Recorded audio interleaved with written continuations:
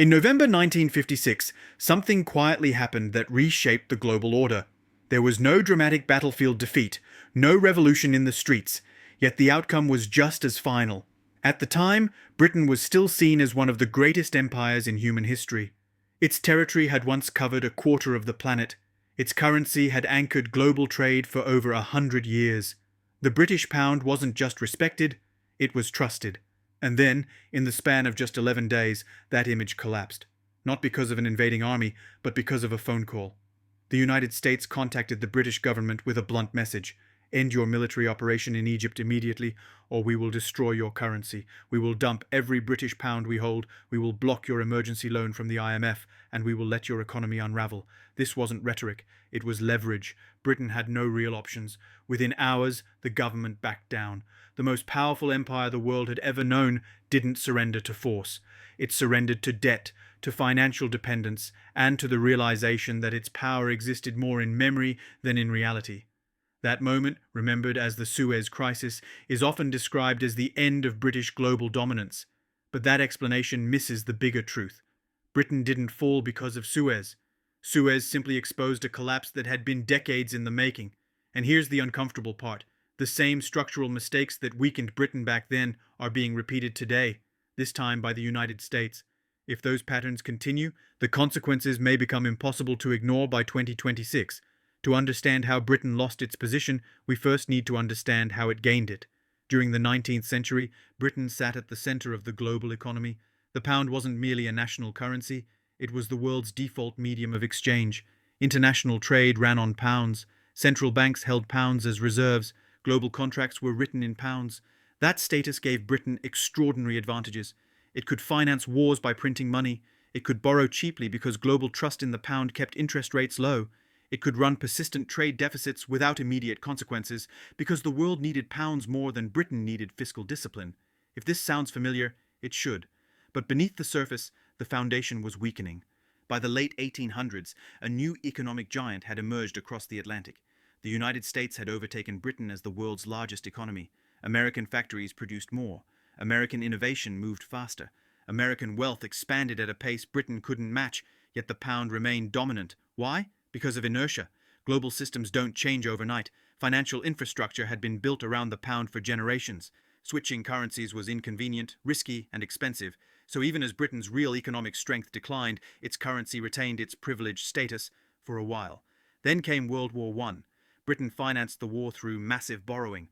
By 1918, it had transformed from the world's largest creditor into one of its largest debtors, owing enormous sums, especially to the United States. At that moment, Britain faced a choice: accept its reduced role or pretend nothing had changed. It chose denial. In 1925, Britain made what many economists consider one of the most damaging policy decisions of the 20th century. It returned to the gold standard at the pre-war exchange rate, insisting the pound be valued as if the war, the debt, and the economic decline had never happened. It was an act of national ego, not economic realism. To defend that artificially high currency value, Britain kept interest rates painfully high. Economic growth slowed, unemployment surged, British exports became uncompetitive, yet government spending continued as if Britain still ruled a global empire.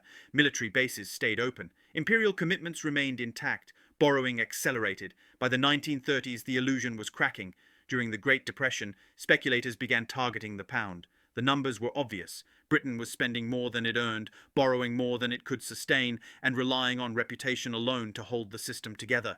In 1931, Britain was forced off the gold standard entirely. The pound lost nearly 30% of its value almost overnight. And yet, remarkably, the pound remained a major reserve currency. Why? Because of the empire. Britain compelled its colonies to hold reserves in pounds. India, Australia, Pakistan, and dozens of other territories had no alternative. The empire effectively propped up Britain's failing financial system by locking others into it.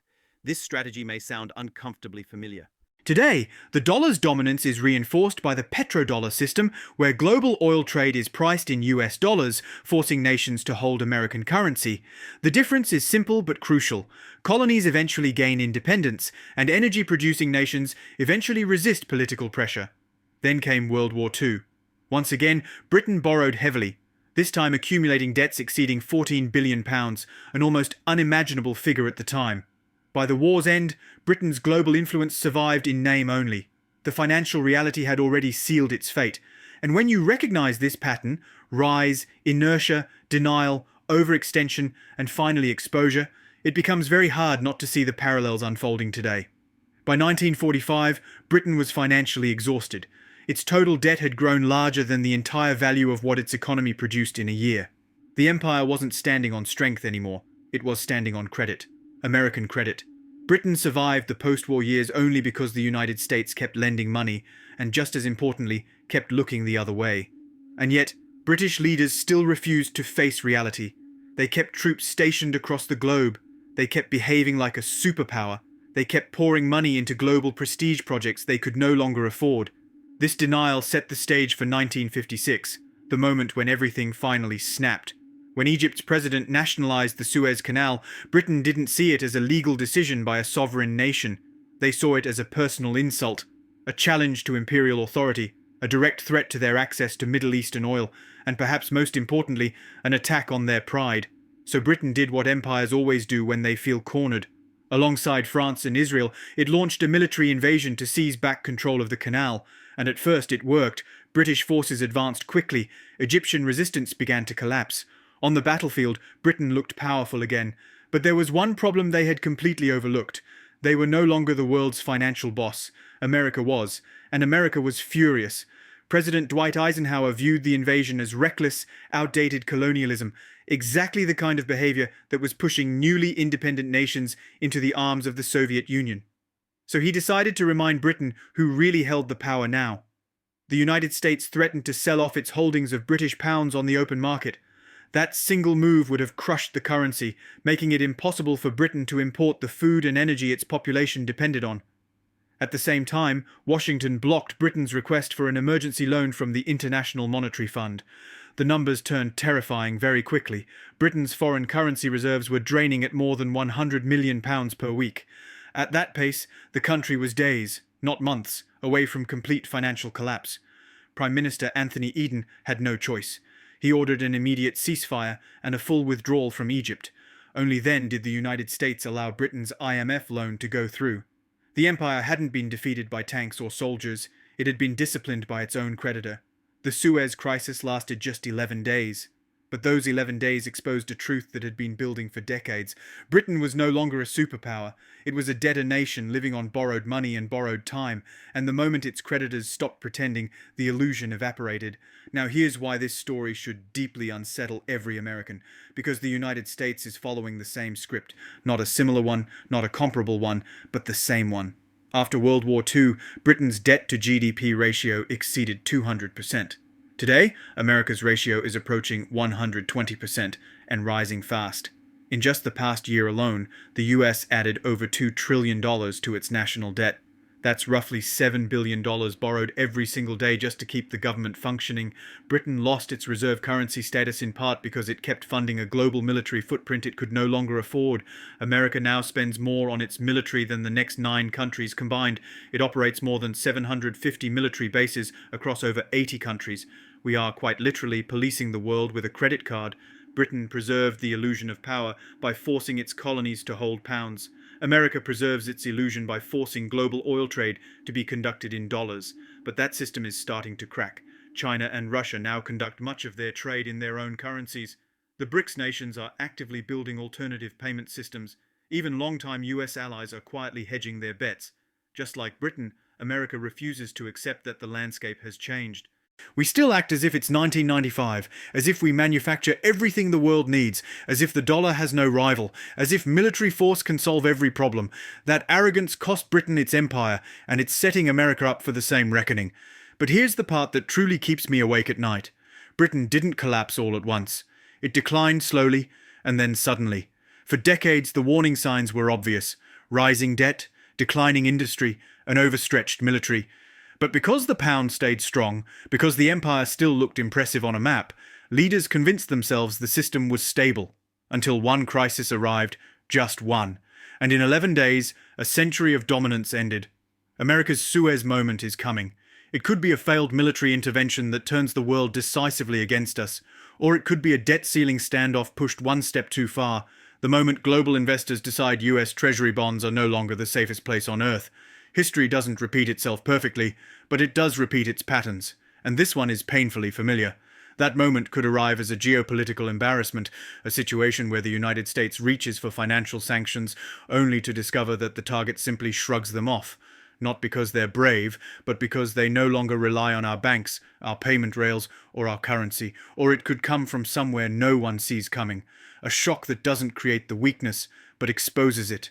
Because the truth is, this vulnerability has been building for years.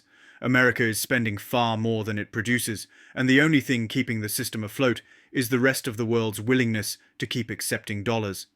What makes this especially alarming is how close we are to the tipping point. According to projections from the Congressional Budget Office, by 2026 the United States will be paying over $1 trillion every single year just in interest on the national debt. Not on programs, not on defense, just interest. That means we'll spend more servicing debt than we spend on our military, more than we spend on Medicare. At that point, the country starts to look less like a superpower and more like a household drowning in credit card bills, where even the minimum payments eat up most of the paycheck. When Britain reached that stage, things unraveled quickly. There was no long, graceful decline, no managed transition. One day Britain was issuing demands. The next day, it was following instructions. One day the pound symbolized global authority. The next, it was a warning label in economic textbooks. Britain made plenty of mistakes in its final decades, but the one that sealed its fate was simple. It refused to acknowledge reality. British leaders convinced themselves that reputation could replace fundamentals, that past glory guaranteed future influence, that the world owed them loyalty because of who they used to be. That logic sounds uncomfortably familiar. America tells itself a similar story today. We believe that because we won the Cold War, because we invented the internet, because we put humans on the moon, the world will indefinitely accept our currency and follow our lead. We act as if being American places us above the basic rules of economics. Every fallen empire thought the same way. The British pound didn't collapse because of foreign enemies. It collapsed because of decisions. Decisions to spend more than the country earned, to borrow instead of invest, to protect pride instead of protect solvency, to cling to the past instead of preparing for the future. And America is making those same decisions right now, day after day. The clock is running. This isn't meant to make you feel hopeless. It's meant to be a warning. History is the most effective teacher we have, but only if we're willing to listen. Britain ignored every signal until it was too late. The difference is that we still have time to choose a different path, but that window is narrowing. There's one more parallel worth mentioning, and it may be the most unsettling of all. Before Suez, before the humiliation. There was a moment when Britain could have changed course. In the early 1950s, a small group of economists and Treasury officials saw the danger ahead. They wrote internal reports explaining that Britain's financial position was unsustainable. They urged political leaders to cut military spending, abandon imperial illusions, and accept the realities of a post-imperial world. They were ignored. Politicians didn't want bad news. The public didn't want to hear about decline. Newspapers labeled the messengers as defeatists, even traitors. Everyone preferred the comforting story that Britain was still powerful, still exceptional, still destined to lead. So the spending continued, the borrowing continued, the denial continued, until November 1956, when reality finally forced the issue. America is standing at that same crossroads today. The warnings are everywhere. The Congressional Budget Office has been flagging unsustainable debt for years. Economists across the political spectrum agree the current trajectory doesn't add up. Former Treasury secretaries, past Federal Reserve chairs, and even Wall Street executives are publicly saying the same thing. Something has to change. And just like Britain, those warnings are being brushed aside. Politicians promise tax cuts alongside new spending. Voters expect benefits without higher costs. Anyone who points out the math is dismissed as pessimistic or alarmist. We even have our own version of Britain's gold standard obsession. Britain wrecked its economy trying to defend an exchange rate that no longer reflected reality. America is straining its economy trying to maintain a lifestyle that no longer reflects reality. We consume more than we produce. We spend more than we earn. We borrow from the future to pay for the present, and we tell ourselves this can continue indefinitely because we're America. History has heard that argument before. Let me be very clear about what actually happens when a reserve currency collapses. This isn't some abstract debate economists have on television. It's not a theory. It's lived reality. And for ordinary people, it's brutal. When the British pound fell, everyday citizens paid the price. Savings shrank in real value. Imported goods became dramatically more expensive almost overnight. Inflation erased wages faster than people could adjust. Entire industries collapsed because they relied on affordable foreign inputs they suddenly couldn't afford anymore. Within a single generation, a standard of living that Britons assumed was permanent simply vanished. If the dollar were to lose its reserve currency role, Americans would experience the same shock.